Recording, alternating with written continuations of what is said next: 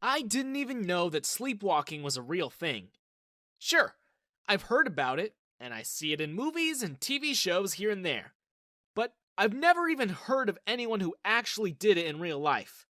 So imagine my surprise when one random morning after I just settled into my new job, I found a random girl. She stirred in her silk pajamas, yawned, looked at me with wide eyes, and blinked a few times before mumbling, "I did it again, didn't I?" Color me confused. Did what again? I asked her, the worst scenario already playing in my head. You. What? Who are you? She blushed. Oh, jeez. It's not what you think. At least I don't think so. When she saw the horror on my face, she laughed. I'm joking. I got in last night while you were already asleep, so I never got the chance to introduce myself. I'm Kelly, your roommate. I, well, I sleepwalk. I took a second to make sense of what she just said. And then I took the handshake she was offering. Andrew, I said. Nice to meet you, Kelly. I guess.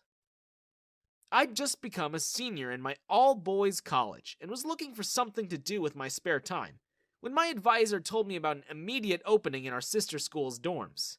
Ever thought of being a dorm manager? Miss Dibley asked me. I mean, it usually comes with accommodations, right? And 2 meals, she said. They couldn't find anyone to do it from their own students, unfortunately. The girls in the dorm are... well, how do I put it? Rowdy. Nothing I can't handle for free rent and hot meals, I laughed. Now, they usually don't allow boys on campus, but since we're sister schools, they're willing to forego those rules. They're a bit desperate to find a dorm manager at this point, said Miss Dibley, typing on her phone as she talked. Sign me up, I said, not knowing what I was getting myself into. Already done, she said, placing her phone down on her desk. That was the administrator I was messaging with just now. We go way back, so don't you do anything that will embarrass me. Okay? Not on penalty of failing my senior year, I said, a big grin on my face and my hand on my heart. Careful what you wish for, my class advisor laughed before shooing me out of her office. That weekend, I moved into my new quarters. The all-girls college was right next to our campus, so it wasn't much of a hassle going back and forth. Or so I thought. As soon as I got there, things already felt a little more awkward and inconvenient than I'd predicted.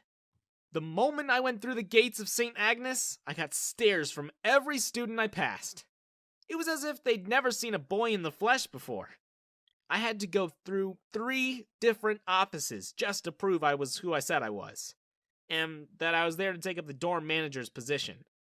I was told I'd have to share my room, as the dorm I was assigned to was at full capacity. I was issued a card which allowed me to come and go from the campus without going through the entire process again. But the hassle was that I was the type to leave important things like IDs and keys all the time. Perhaps not the best quality as a dorm manager, you'd think. But I was prepared to deal with minor inconveniences if it meant I got to have the perks. Not to mention, coming from an all-boys college, it was a nice change to be hanging around girls. The administrator met me after I'd gotten my badge and keys. She rounded up all the girls in the dorm and introduced me to them. I'd never had that many pairs of girl eyes looking straight at me before. Talk about awkward. This is Andrew, said the matronly college administrator. She pushed on my back, forcing me to stumble a few steps forward before she whispered, Introduce yourself, boy.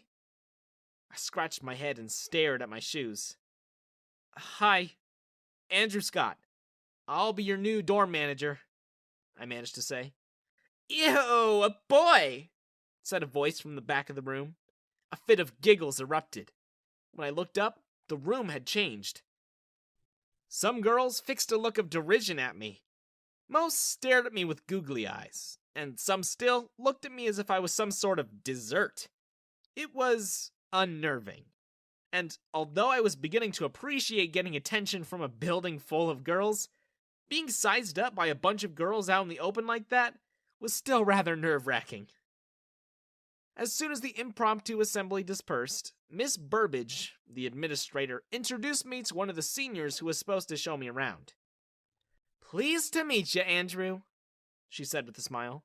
"I'm Kaylee." And then, as if she was feeling exactly like I did at that very moment, Kaylee blushed and began fiddling with the clipboard she was holding.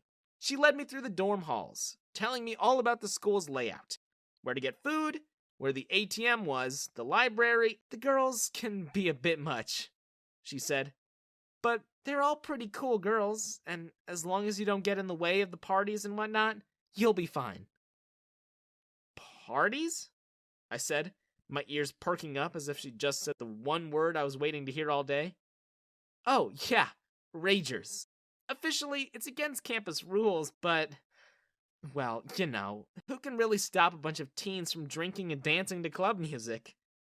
"Too true," I said, already planning on how to get an invite to said girl-filled parties.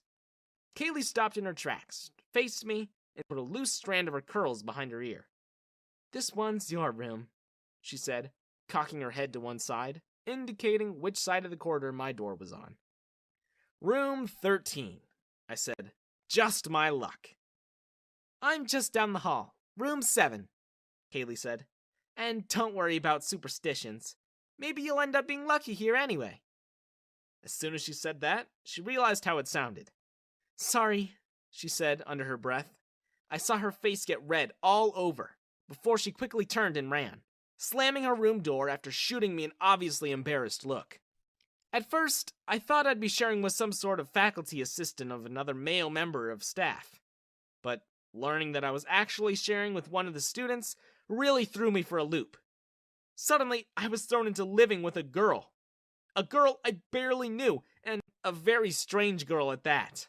I'd never been in a situation where I'd have to share my room with a girl, being an only child, but she was probably the messiest girl I've ever met. She'd leave used clothing everywhere. Sometimes I had to pick up her laundry from the floor. And even at times when she wasn't in the room, I'd close my eyes when picking them up. As dorm manager, it was one of my responsibilities to make sure everyone was in by curfew. But Kelly was an absolute troublemaker. She'd sneak in and out most nights, coming home way past midnight. More often than not, all partied out. "You really shouldn't be climbing up the fire escape in those heels," I told her as I turned the lights on as she climbed through our room's window. "Oh, shush. I've been doing this for years," she said, waving me away. "Shouldn't you be asleep?" she said bossily. "Shouldn't you?" I said, trying to be stern. "You really should be setting a better example for the other girls. Just this week, more and more girls have started sneaking in and out because of you." "Me? What did I do?" she said with sleepy eyes, trying her best to look innocent. "I heard you were the one telling the first years about that gap in the campus walls," I said. "You know, you could get all caught. I'm telling Miss Burbage to have it fixed in the morning." Kelly rounded on me. "Who told you that?" "It was perfect Kaylee, wasn't it?" she said. "She's just kissing your behind because she has a massive crush on you.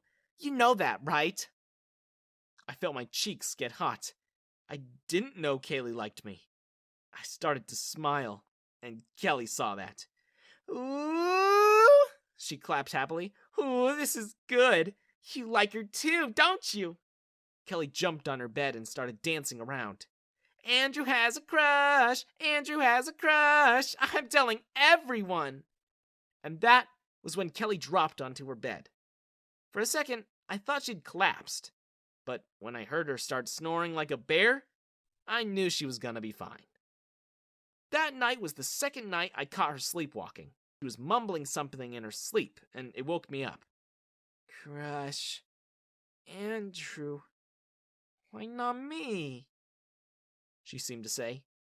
And then, out of the blue, she stood up, gathered all her sheets up into her arms, got a towel from a rack, began wearing it on her head like a turban, and ran into the door. She slammed into it 2 more times before I could stop her. Huh? She asked when she woke up, but before I could answer, she was already fast asleep again. Another time, I came home from a late night with my boys and found her sleeping next to a half-eaten steak. And one night, when I thought she was just chilling in front of her computer, I heard her coughing. That cough sounds bad, I told her. Said Kelly. You should at least have some water. Might help, I said. And then, to my confusion, she stood up, took a book from our shared bookcase, flipped to a page in the middle, and attempted to drink from the book. I nearly pissed myself laughing. She only woke up the morning after. The oddest instance of Kelly's sleepwalking happened a few months after we met. That night, I woke up to a persistent rustling sound. Kelly was trying to open a pack of chocolate chip cookies. In the heat of the summer evening, the chocolate chips had melted in her hand, dripping down her palm. She held it up to the sky for a good long minute before her hand came crashing down, slapping the gooey, melty cookie smack dab into my forehead.